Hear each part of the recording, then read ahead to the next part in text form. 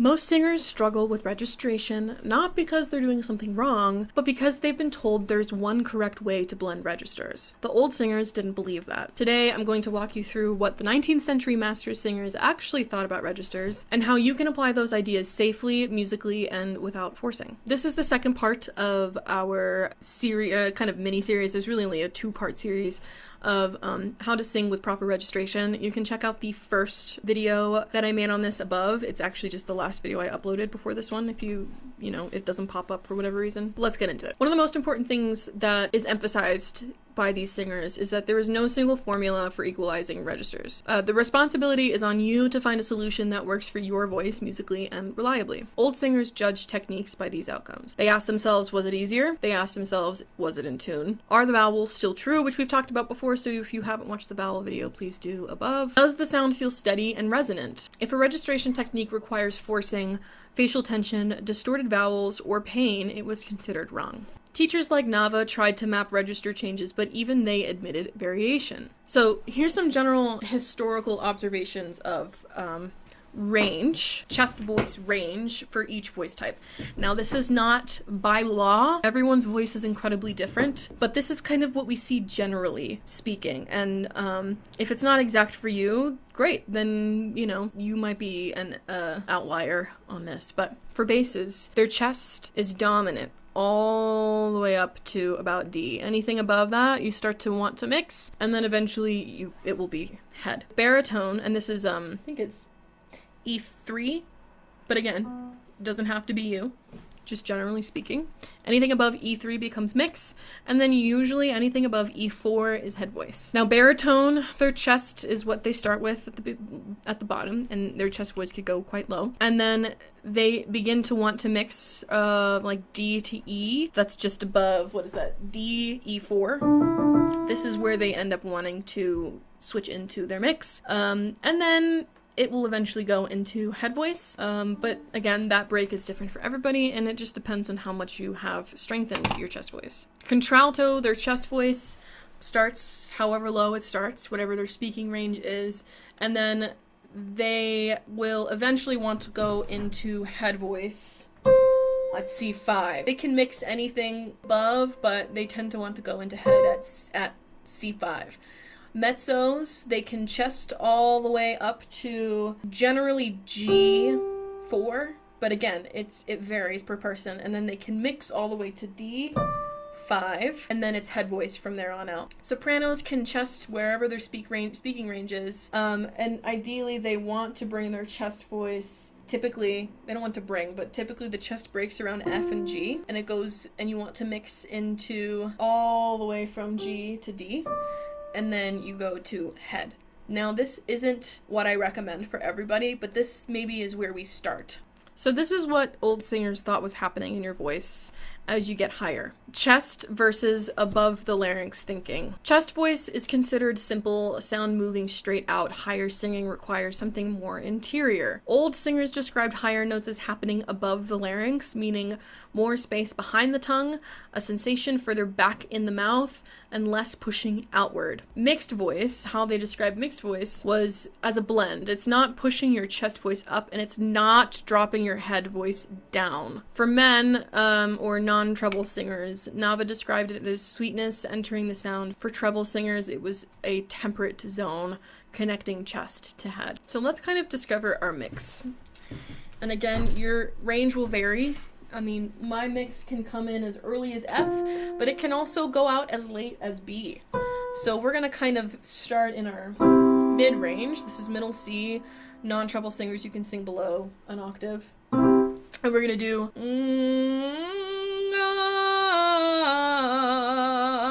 making sure that we're not using a ton of air, yeah?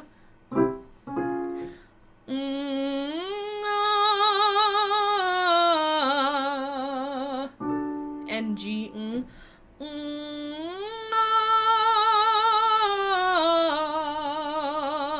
very little air as you move up.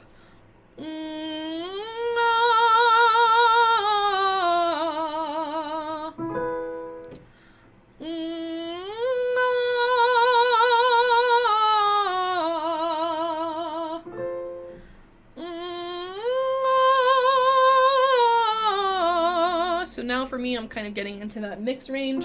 Really, really reduce the air.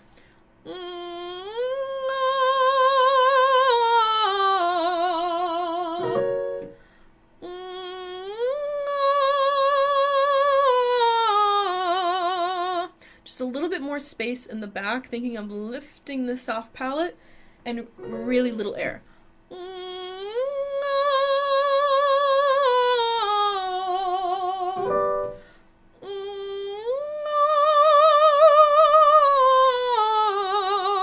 And now I'm in the range where I want to go into head.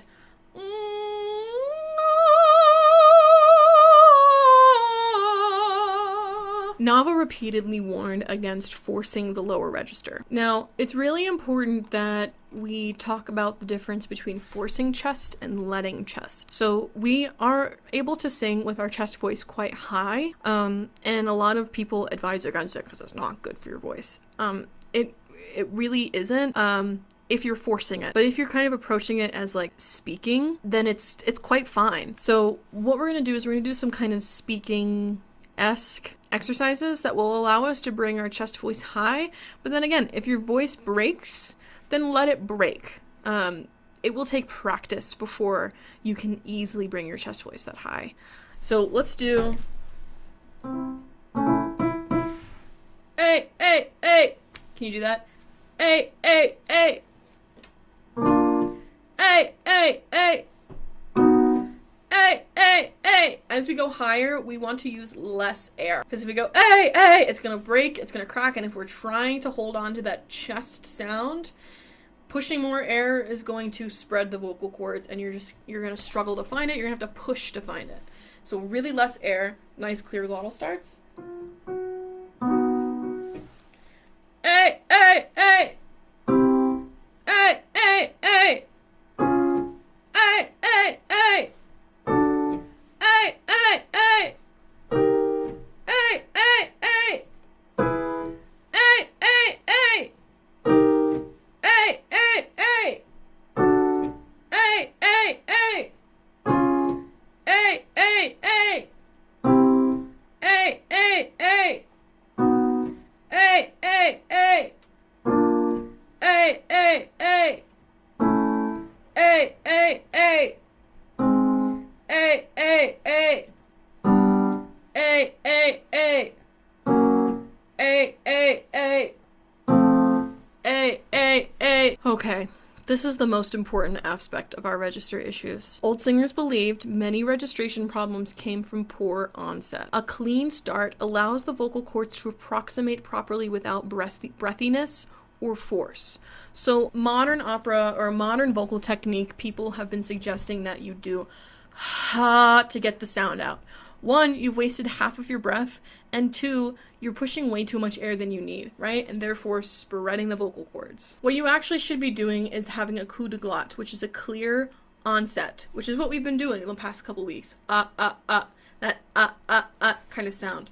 So it's really important that every time you start a sound, a tone, you have that clear onset.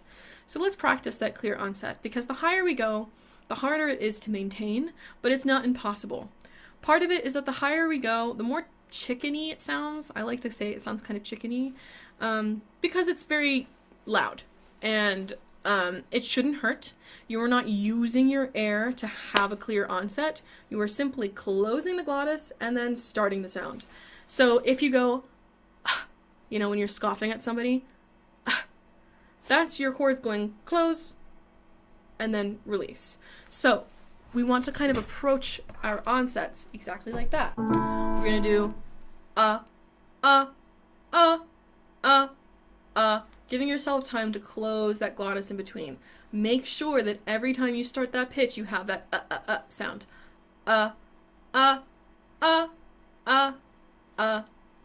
Work up a little bit, and then we're going to stop, because I have a hunch it's going to get a little difficult for you, and I'll give you some tips to make it easier. Okay?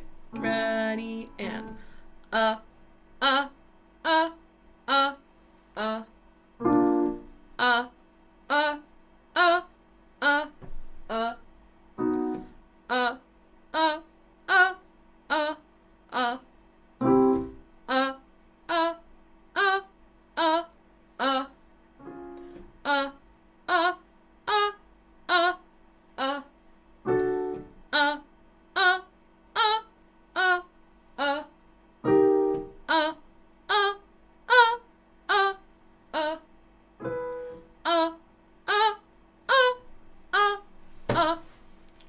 So now we're getting into our mix/head voice, and this is where it's going to be a little bit harder to close. So if you find that at the top of the range, it's harder to close, just go,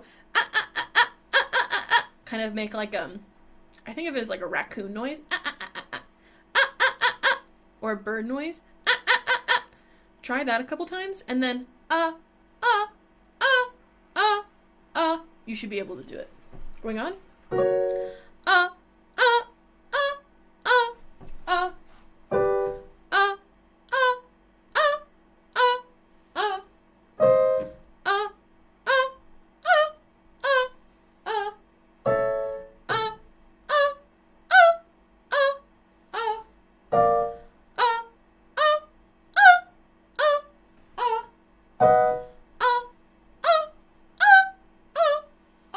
If the wrong note comes out, it's fine. I don't care.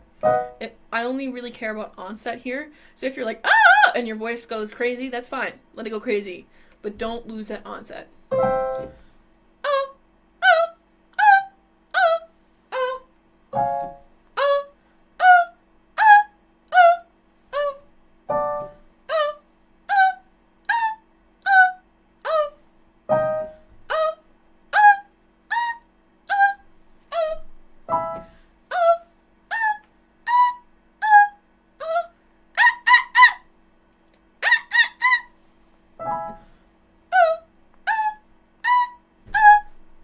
Once all of these things start to feel second nature, you can then do exercises that will blend it. So doing full octave exercises, allowing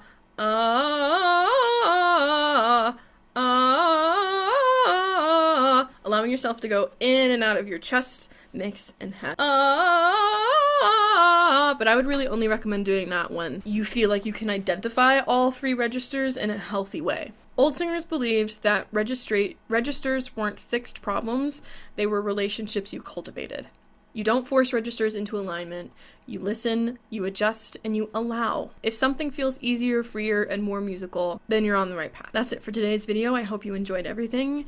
If you have any questions, feel free to leave them down below, but until then, I will see you next time.